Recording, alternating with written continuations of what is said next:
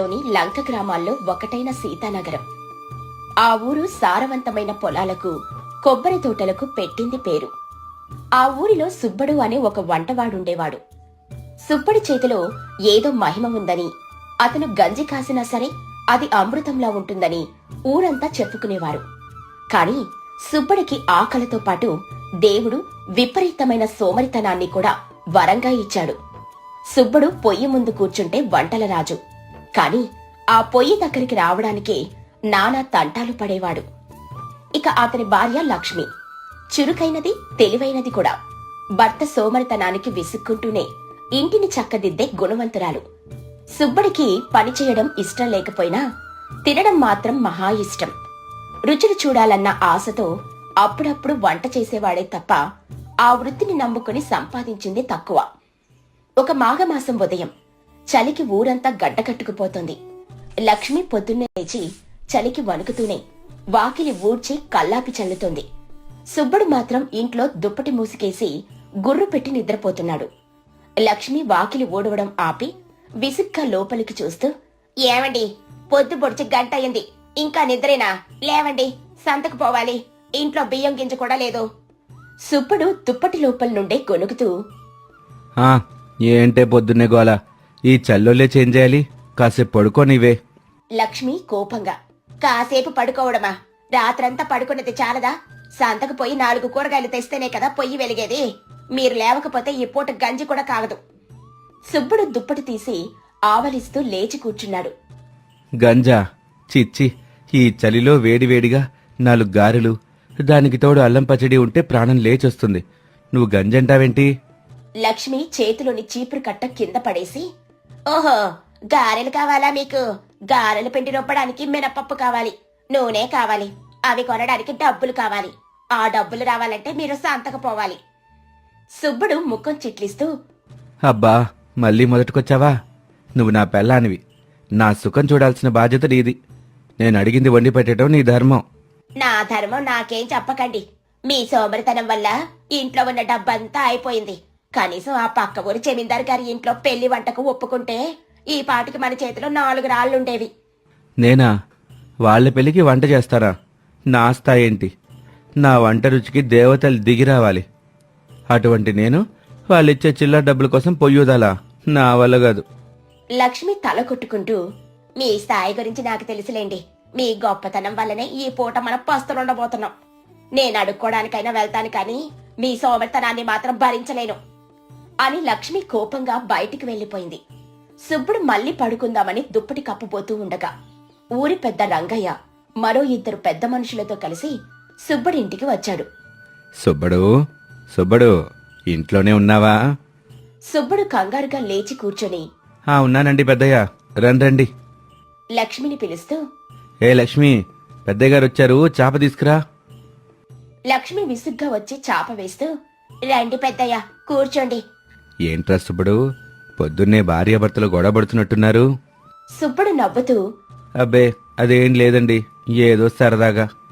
లక్ష్మి అడ్డు తగులుతూ, సరదాగా కాదండి పెద్దయ్య, ఆయన సోమరితనం గురించి దెబ్బలాడుతున్నాం. చేతిలో ఏమో వంటల సరస్వతి ఉంది, కాని సోమరితనంతో ఇంటిని పస్తులుంచుతున్నాడు. రంగయ్య నవ్వుతూ, సరేలేమ్మా, నీ మొగుడి సోమరితనం ఈ ఊరి మొత్తానికి తెలుసులే, కాని వాడి చేతిలో ఉన్న రుచి కూడా ఊళ్ళందరికీ తెలుసు. అందుకే ఓ పెద్ద పని మీదే వచ్చాను. సుబ్బడు ఆసక్తిగా, పెద్ద పనా ఏంటండి? నా ఒక్కగానొక్క కూతురు రత్తమ్మకి పెళ్లి కుదిరిందిరా, వచ్చే శుక్రవారం ముహూర్తం. లక్ష్మి సంతోషంగా, అయ్యో, చాలా సంతోషం పెద్దయ్యా. మాకు శుభలేఖిద్దామని వచ్చారా? శుభలేఖ ఇవ్వడానికి కాదురా, ఆ పెళ్లి భోజనాల బాధ్యత మొత్తం నువ్వే తీసుకోవాలని అడగడానికి వచ్చాను. సుబ్బడు గర్వంగా కాలరెగరేస్తూ, నేనా? మీ కూతురి పెళ్లి వంట నేనా? అవును సుబ్బడు, ఈ చుట్టుపక్కల నీకంటే గొప్పగా వంటలు చేసేవాడు లేడు. నా కూతురు పెళ్లికొచ్చే బంధువులు జీవితంలో మర్చిపోలేని విందు భోజనం పెట్టాలి. ఆ పని నువ్వు తప్ప ఇంకెవ్వరూ చేయలేరు. సుబ్బడు ఆలోచిస్తున్నట్టు నటిస్తూ, చూసావా లక్ష్మి, నా విలువ నాకు తెలుసు. పెద్దయ్య గారు నన్ను ఎత్తుక్కుంటూ వచ్చారు. రంగయ్య వైపు తిరిగి, పెద్దయ్య, మీరడిగారు కాబట్టి నేను కాదనలేను. కానీ ఏంట్రా, వంట చెయ్యాలంటే సామాన్లు కావాలి, నాకు సాయం చేయడానికి మనుషులు కావాలి. అన్నిటికంటే ముఖ్యంగా ఈ సుబ్బడు గరిటి పట్టాలంటే ముందస్తుగా భయాన గట్టిగా ముట్ట చెప్పాలి. లక్ష్మి భర్త అత్యాశను సోమరితనాన్ని చూసి లోలోపల తిట్టుకుంది. అదెంత పనిరా, ఇదిగో అని మూటలో నుండి తీసి ఈ 100 రూపాయలు భయానాగా ఉంచుకో. పెళ్లికి కావలసిన పప్పు, ఉప్పు, నెయ్యి, నూనె అన్నీ నేను కొని నీ ఇంటికి పంపిస్తాను. నువ్వు వండి వడ్డించటం ఒక్కటే పని. సుబ్బడు డబ్బు తీసుకుని కళ్ళకద్దుకుంటూ, సరే పెద్దయ్యా, మీరు నా మీద పెట్టుకున్న నమ్మకాన్ని నిలబెడతాను. నా వంట తిని జనం ఆహా సుబ్బడు ఆహా అనకపోతే నా పేరు మార్చుకుంటాను. సరేరా, మరొస్తాం, పనులన్నీ మొదలుపెట్టు అని రంగయ్య పెద్ద మనుషులు వెళ్లిపోయారు. సుబ్బడు డబ్బు గాల్లోకి ఎగరేస్తూ, చూసావా లక్ష్మి, డబ్బెట్టా వెతుక్కుంటొచ్చిందో, దీన్నే అంటారు అదృష్టమని.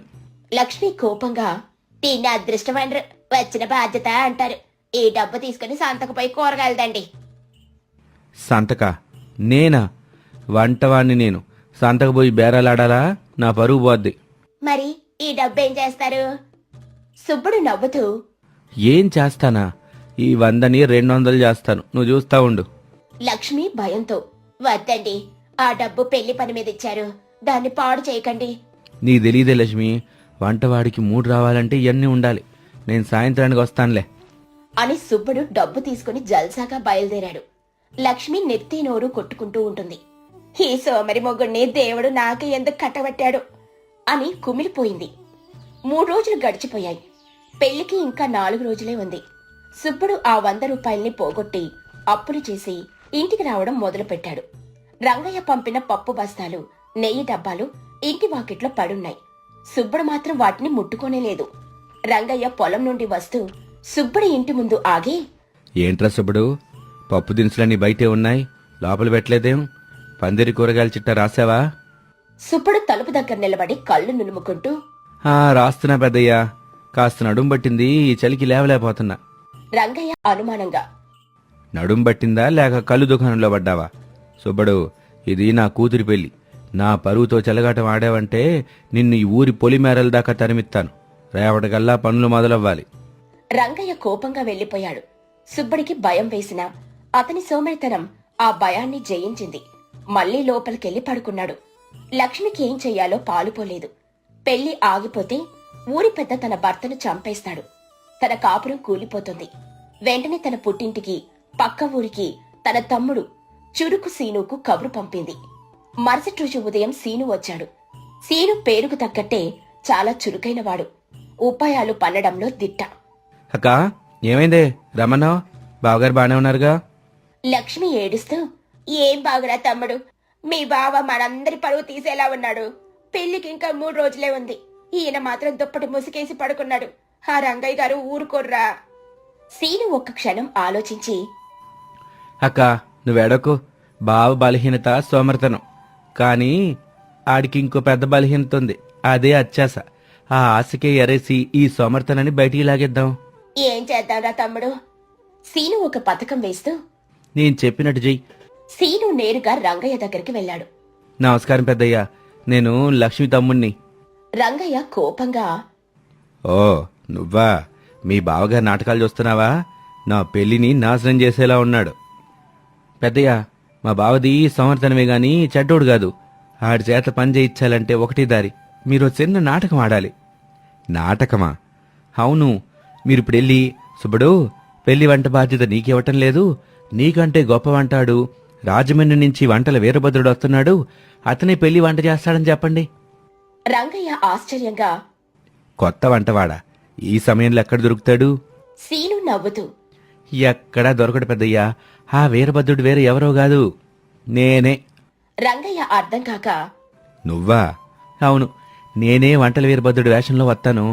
కానీ నాతో షరతు, నేను వంట చేస్తున్నప్పుడు సుబ్బడు తప్ప ఇంకెవ్వరూ నా సాయం చేయడానికి వీల్లేదు. సుబ్బడు నా కనుసన్నల్లో ఉండాలి. రంగయ్య ఉపాయం అర్థమై, భలే చెప్పావురా సీను, నీ తెలివికి దండం. సరే, నువ్వు చెప్పినట్టే చేద్దాం. ఆ సుబ్బడి పొగరు అడగాలి. రంగయ్య సుబ్బడి ఇంటికి వెళ్ళాడు.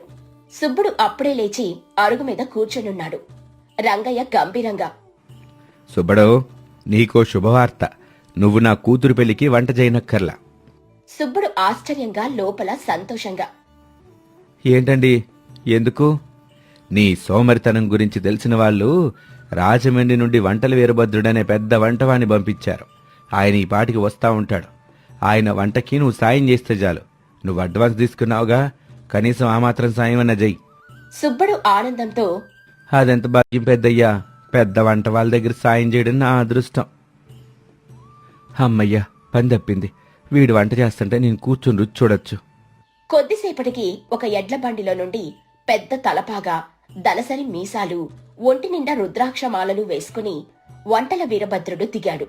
గొంతు బొంగురుపోయినట్టుగా మార్చి మాట్లాడుతున్నాడు. వీరభద్రుడు గంభీరంగా, ఎక్కడయ్యా సుబ్బడు, నా వంటకు సాయం చేసేది వాడేనా? సుబ్బడు వినయంగా, నమస్కారం అయ్యగారు, నేనే సుబ్బడిని. నువ్వా? నీ ముఖం చూస్తేనే తెలుస్తుంది. నువ్వు పెద్ద సోమరిపోతులా ఉన్నావు. నా వంట చాలా వేగంగా ఉంటుంది, నాతో పాటు ఉరకాలి, సరేనా? సుబ్బడు నవ్వుతూ, అలాగే అయ్యగారు. సరే, ముందుగా ఆ పప్పు బస్తాలన్నీ ఆ పొయ్యి దగ్గరికి చేర్చు, గబగబా కదలాలి. సుబ్బడు ఆశీర్వాదం తీసుకుని, వామ్మో, వీడు రాక్షసుల్లా ఉన్నాడు అని అనుకుంటూ అయిష్టంగానే బస్తాలు లాగడం మొదలుపెట్టాడు. పెళ్లి పనులు మొదలయ్యాయి. వీరభద్రుడు వంటగదిలో రాజులా తిరుగుతున్నాడు. ఏయ్ సుబ్బడు, బూరెలు కుండలు ఎవరు చుడతారు, త్వరగా చేయి. అయ్యగారు కాస్త. సుబ్బడు నడుము పట్టుకొని, నా వంటలో కాస్తాలు కానీలుండవు. నువ్వు పని చేయకపోతే రంగయ్య గారికి చెప్పి నీకు రావాల్సిన డబ్బులు కూడా ఆపిచ్చేస్తాను. సుబ్బడు భయంతో, అయ్యో వద్దండి, చేస్తున్నా. తమ్ముడు, మరీ వాడిని హింసించకే. సీను నెమ్మదిగా, అక్క, నువ్వు చూస్తా ఉండు. ఈయన ఈ 2 రోజుల్లో సోమరితనం వదిలి ఎట్టా పరుగు పెడతాడు. ఆ రాత్రి సుబ్బడు కాళ్ళు పీకుతూ ఉండగా సీను అతన్ని పక్కకు పిలిచాడు. రహస్యంగా, సుబ్బడు, నీతో ఒక ముఖ్యమైన విషయం మాట్లాడాలి. ఏంటండి? వీరభద్రుడు అటూ ఇటూ చూసి, నాకు ఈ వంట చేయడం కష్టమే, కానీ నా అసలు వృత్తిది కాదు. మరేంటండి? వీరభద్రుడు గొంతు తగ్గించి, నాకు దొంగిలించటం అంటే చాలా ఇష్టం. ముఖ్యంగా వంట సామాగ్రి దొంగిలించటం నా కళ. దొంగతనమా? వీరభద్రుడు నవ్వుతూ, భయపడకు. చూడు, ఆ రంగయ్య మనకు 100 కేజీల నెయ్యి ఇచ్చాడు. పెళ్లికయ్యేది 50 కేజీలే. మిగిలిన 50 కేజీలు మనం ఏం చేద్దాం? సుబ్బడు ఆశగా, ఏం చేద్దాం? నువ్వు నాకు సాయం చేస్తే ఆ 50 కేజీల నెయ్యి డబ్బాని, ఓ 2 పప్పు బస్తాల్ని, ఓ మూట బెల్లాన్ని రాత్రికి రాత్రే మన ఇంటికి మాయం చేద్దాం. ఎవ్వరికీ తెలీదు. వంటలో కలిసిపోయిందనుకుంటారు. తర్వాత మనం సగం సగం పంచుకుందాం. సుబ్బడి సోమరితనం ఒక్కసారిగా పారిపోయింది. ఉచితంగా నెయ్యి, పప్పు, బెల్లం వస్తాయంటే వాడికి లేని ఉత్సాహం వచ్చింది. సుబ్బడు ఉత్సాహంగా, నిజమేనయ్య గారు, మీరు దొంగతనం కూడా చేస్తారా? "హహ, ఇది నా కులవృత్తి. కానీ నువ్వు నాకు సాయం చేయాలి. నేను వంట చేస్తున్నప్పుడు నేను చెప్పినట్టు నటించాలి. కానీ పని చేస్తున్నట్టు ఊరందరినీ నమ్మించాలి. అప్పుడే వాళ్లకు మన మీద అనుమానం రాదు." సుబ్బడు భుజాలు చరుస్తూ, అదెంత పనయ్య గారు, మీరు చెప్పినట్టే చేస్తాను. ఇక మరుసటి రోజు పెళ్లి రోజు. అసలైన వంట మొదలైంది. సుబ్బడు తెల్లవారుజామునే లేచి పొయ్యి రాజేశాడు. సుబ్బడు, ఆ 1000 గారెలకి పిండి రుబ్బు త్వరగా.